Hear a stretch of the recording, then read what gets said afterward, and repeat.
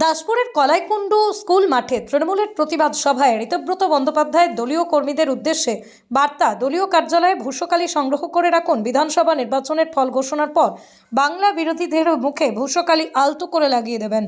দুদিন আগে এই মাঠেই বিজেপির জনসভায় সুকান্ত মজুমদার দলীয় কর্মীদের উদ্দেশ্যে বলেছিলেন, বড় বাঁশের লাঠি হাতে পেরেক মুতে রাখুন।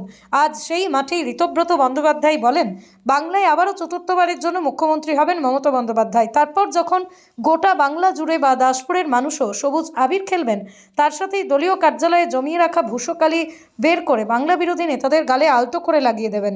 এছাড়াও কেন্দ্রীয় সরকারের বাংলা বিরোধী তার অভিযোগ তোলেন ঋতব্রতের দাবি, নির্বাচন কমিশনের হাতেও রক্ত লেগেছে, অনেক প্রাণ হারিয়েছে। এভাবে কেন্দ্রীয় সরকারের বিরুদ্ধে সহ নির্বাচন কমিশনের বিরুদ্ধে ক্ষোভ উগরে দেন ঋতব্রত বন্দ্যোপাধ্যায়।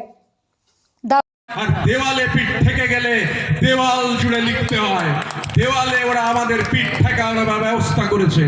তাই যখন আমাদের প্রার্থীদের নাম লিখবেন, মনে রাখবেন নানান রকম রং আমরা ব্যবহার করব।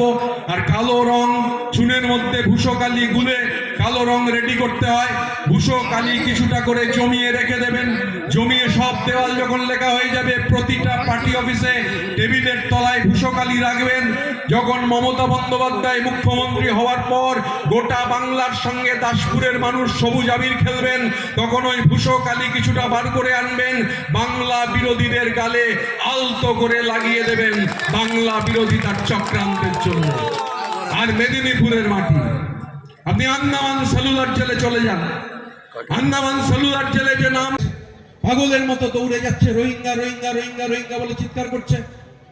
অভিষেক বন্দ্যোপাধ্যায়ের নেতৃত্বে আমরা মুখ্য নির্বাচন কমিশনার গণেশ কুমার, যাকে লোকে ভ্যানিশ কুমার বলছে, তার সঙ্গে দেখা করতে গেছিলাম।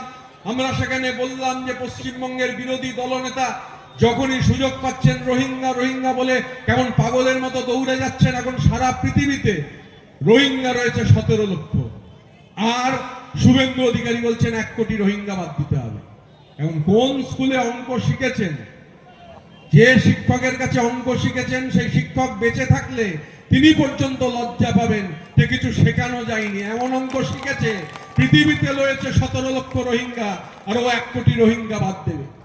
এখানে অজিত মাইতি, আশিস উদাইত, মমতা ভুইয়া, এরা যদি বক্তৃতা করে এ ধরনের কথা বলতেন, ইলেকশন কমিশন এতদিনে নোটিশ দিয়ে দিত।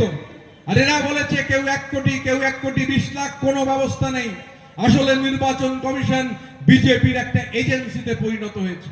বিজেপি নির্বাচন কমিশনকে এজেন্সিতে পরিণত করেছে। এবং এই যে লড়াই, এই যে 58 লাখ নাম বাদ গিয়েছে, অভিষেক বন্দ্যোপাধ্যায় জিজ্ঞাসা করেছেন, 2.5 ঘন্টা ধরে মিটিং হয়েছে। মিটিংয়ে মেজাজ হারাচ্ছেন ভ্যানিশ কুমার। আপনারা দেখেছেন এই যে অনুষ্ঠান শুরু হয়েছে, আমাদের যে কর্মসূচি শুরু হয়েছে বারুইপুর থেকে, বারুইপুর পূর্ব বিধানসভা থেকে, যে যতই করো হামলা আবার জিতবে বাংলা। আমি দ্বিতীয় দিনের কর্মসূচিতে আলিপুরদুয়ারে ছিলাম অভিষেক বন্দ্যোপাধ্যায়ের সাথে। কালকে সকালবেলা আবার একটা কাজে আলিপুরদুয়ারে যাব। এই যে কর্মসূচি, প্রথম দিনের কর্মসূচিতে অভিষেক বন্দ্যোপাধ্যায় সেই 3 জন ভোটার যাদের গণেশ কুমাররা মৃত দেখিয়ে দিয়েছে, সেই ভোটাররা তাদের উপস্থিত করেছেন অভিষেক বন্দ্যোপাধ্যায় গোটা বাংলা জুড়ে। এবং এই বিএলওরা, আমি মুর্শিদাবাদে প্রায় 15 দিন থাকার অভিজ্ঞতায় পার্টি আমাকে দায়িত্ব দিয়েছিল যে মুর্শিদাবাদে এসআইআর সংক্রান্ত কাজ সেখানে থাকবার জন্য। আমি সেখানে বিএলওদের সঙ্গে কথা বলে দেখেছি যে বিএলওরা দেখিয়েছেন দিনের বেলা কোনো কিছু ডিজিটাইজ করা যাচ্ছে না, রাত 12টার পর ডিজিটাইজ করতে হচ্ছে। এত মানুষ, 88-90 জন মানুষ আত্মহত্যার চেষ্টা করেছেন, 50 জন মারা গিয়েছেন। বিএলওরা মারা গিয়েছেন, যে বিএলও মারা গিয়েছেন সেই বিএলও লিখে গেছেন সুইসাইড নোটে যে নির্বাচন কমিশন দায়ী। নির্বাচন কমিশনের হাতে রক্ত লেগে রয়েছে বাংলার মানুষের। জবাব চাইতে হবে যখন মমতা বন্দ্যোপাধ্যায় 4র্থবার মুখ্যমন্ত্রী করবার জন্য বাংলা ভোট দেবে।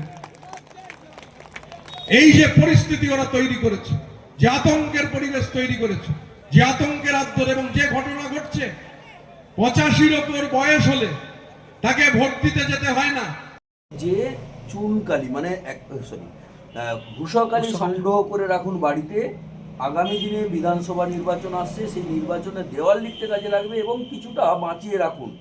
ভোট শেষে বিজেপি নেতাদের, এলাকার বিজেপি নেতাদের মুখে কিছুটা করে মাখিয়ে দেবেন, কি বলবেন? শুনুন, ওই কে ঋতব্রত না মিতব্রত কে এসেছিল জানি না, ও তৃণমূল কংগ্রেসের কোনো একটা চারা। তো উনি আমাদের কেন্দ্রীয় শিক্ষা প্রতিমন্ত্রী তার পাল্টা উনি জবাব দিতে আসছেন। ওনার ভাবা উচিত পাল্লা কতখানি ভারী আছে।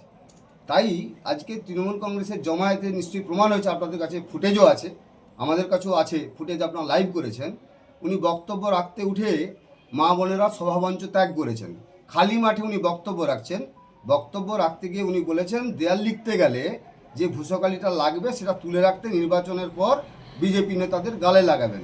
আমি বলছি ওই ভূষকালি উনি ভালো করে সংগ্রহ করে রাখুন, এ রাজ্যের সেকেন্ড ইন কমান্ড ভাইপো অভিষেক বন্দ্যোপাধ্যায়ের গালা লাগাবেন, আর এ রাজ্যে নিজেই হাতে হাতে গালে তিনি মাখবেন। কারণ মানুষ প্রস্তুত হয়েছে পশ্চিমবাংলার যে এক পরিবর্তন করবেন, সরকার ভারতীয় জনতা পার্টির তৈরি হবে, বিসর্জনের বাজনা বেজে গেছে, মমতা বন্দ্যোপাধ্যায় চলে গেছে।